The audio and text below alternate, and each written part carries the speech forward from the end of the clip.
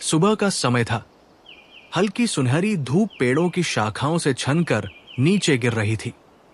मंद मंद हवा बह रही थी और पक्षी अपनी ही दुनिया में मगन थे। वातावरण शांत था, जैसे प्रकृति मुस्कुरा रही हो। एक बड़े पेड़ की ऊंची शाखा पर एक छोटा सा घोंसला बना हुआ था। उस घोंसले में चिड़िया माँ अपने 3 नन्हे बच्चों के साथ रहती थी। आज वो तड़के ही भोजन की तलाश में निकल पड़ी थी। चिड़िया माँ के नन्हे बच्चे घोंसले में आराम से बैठे थे, लेकिन उनकी निगाहें लगातार आकाश की ओर टिकी हुई थी। उन्हें अपनी माँ का इंतजार था। चिड़िया माँ हर रोज की तरह आज भी सुबह सवेरे भोजन की तलाश में निकल गई थी। वो दूर खेतों और पेड़ों के बीच दाने चुन रही थी, ताकि अपने बच्चों को खिला सके। चिड़िया माँ की नजर एक पेड़ के नीचे बिखरे हुए दानों पर पड़ी। वो तेजी से नीचे उतरी और अपनी नन्ही चोंच से दाने चुनने लगी। हर बार की तरह वो बहुत सतर्क थी, क्योंकि जंगल में खतरा हर जगह हो सकता था। मगर उसे ये अंदाजा नहीं था कि एक चालाक जोड़ी आंखें छिपकर उसे देख रही थी। चिड़िया माँ निश्चिंत होकर दाने चुन रही थी, लेकिन पेड़ की एक ऊंची शाखा पर एक शरारती कौआ छिपा बैठा था। उसकी निगाहें चिड़िया माँ पर जमी थी और उसकी चमकती आंखों में एक नया षड्यंत्र आकार ले रहा था। वो धीरे धीरे अपने पंख फैलाने लगा, जैसे किसी बड़े हमले की तैयारी कर रहा हो। कौआ धीरे धीरे अपनी जगह से हिलने लगा। उसने अपनी पंजों को शाखा पर मजबूती से जमाने के बाद एक झटके में अपने पंख जोर से फैला दिए। अब वो पूरी रफ्तार से चिड़िया माँ पर झपटने के लिए तैयार था। चिड़िया माँ को अभी भी उसके षड्यंत्र का कोई अंदाजा नहीं था। वो निश्चिंत होकर दाने चुन रही थी, जैसे सब कुछ सामान्य हो। लेकिन ऊपर से खतरा बिजली की गति से उसकी ओर बढ़ रहा था।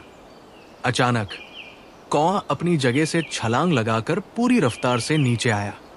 उसके बड़े काले पंखों ने हवा में तेजी से हलचल पैदा की।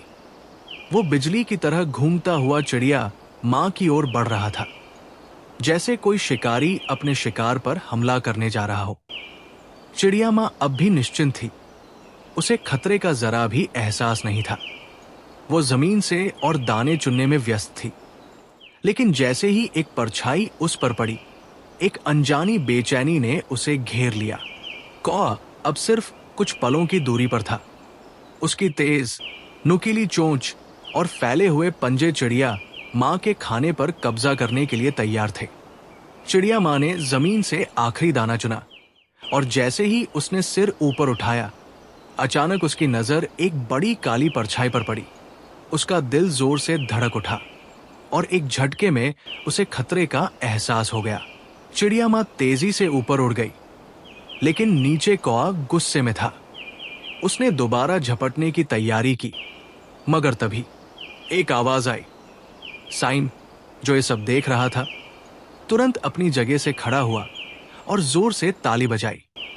कौआ इस अचानक हुई आवाज से चौंक गया और उसकी पूरी ध्यान भटक गया। कौए ने खुद को संभालने की बहुत कोशिश की, लेकिन उसका संतुलन बिगड़ चुका था। वो सीधा पेड़ की एक निचली शाखा से टकराया और उलझकर जमीन की ओर गिरने लगा। चिड़िया माँ ने नीचे झांका।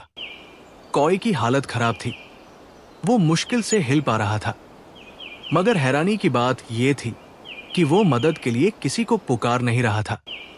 चिड़िया माँ ने गहरी सांस ली और धीरे धीरे नीचे उतरने लगी। क्या वो सच में अपने दुश्मन की मदद करने जा रही थी? चिड़िया माँ जमीन पर उतर आई। उसने कौए को करीब से देखा। वो सच में तकलीफ में था, मगर फिर भी चुप था। कुछ पल खामोशी में गुजर गए। फिर चिड़िया माँ ने आगे बढ़कर अपनी नन्ही चोंच से कौए के पंखों को हल्के से छुआ। कौए की आंखों में नरमी आ गई। वो हमेशा चालाक और शरारती था, लेकिन आज चिड़िया माँ की मेहरबानी ने उसे हैरान कर दिया था। उसने धीरे से अपनी चोंच हिलाई और धीमी आवाज में बोला, चिड़िया बहन, मैं गलत था। चिड़िया माँ मुस्कुराकर चुप रही, फिर अपने पंख फैलाए और ऊपर उड़ गई। कौआ भी धीरे धीरे खड़ा हुआ, लेकिन अब वो पहले जैसा शरारती नहीं लग रहा था। साइम ये सब देखकर मुस्कुराया। आज उसने एक बड़ी सीख हासिल की थी।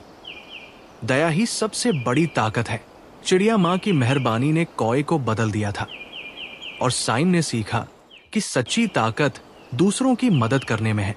तो आइए हम भी ये संकल्प लें कि हम न सिर्फ खुद का बल्कि दूसरों का भी ख्याल रखेंगे।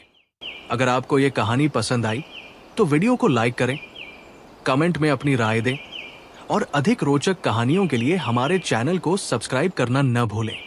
याद रखें, दया और सहानुभूति दुनिया को बदल सकती है और आपकी एक छोटी सी समर्थन हमारी और भी कहानियां बनाने में मदद करेगी।